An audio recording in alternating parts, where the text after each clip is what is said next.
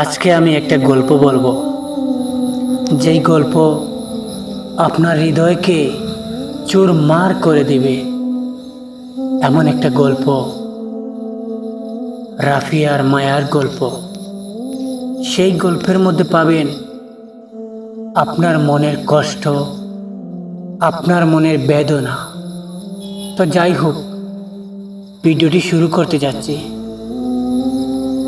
রাফি আর মায়া দুজনেই ছিল কলেজের প্রেমিক যুগল। যতটা সরল ছিল রাফির মন, ততটাই রহস্যে মোড়া ছিল মায়ার হৃদয়। রাফি মায়াকে ভালোবেসেছিল নিঃস্বার্থভাবে।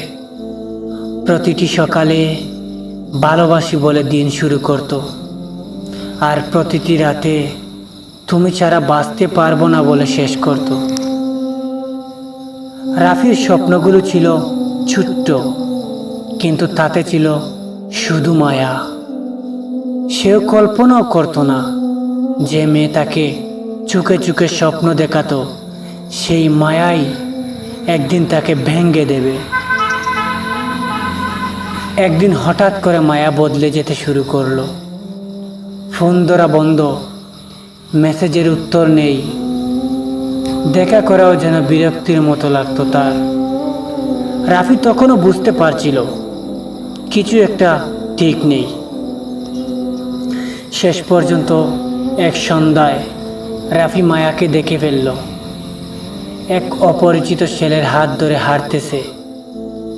চোখের সামনে স্বপ্নটা চুরমার হয়ে গেল। মায়ার ঠোঁটে সেই রকম হাসি ছিল, যেটা একদিন শুধু রাফির জন্য ছিল। রাফি জিজ্ঞেস করলো, তুমি এটা কি করছো মায়া? মায়া শান্তভাবে বলল, তুমি খুব ভালো রাফি, কিন্তু আমাদের মধ্যে আর কিছু নেই রাফি। আমি এখন অন্য কাউকে ভালোবাসি। এই একটা বাক্য রাফির ভিতরটা চুরমার করে দিল।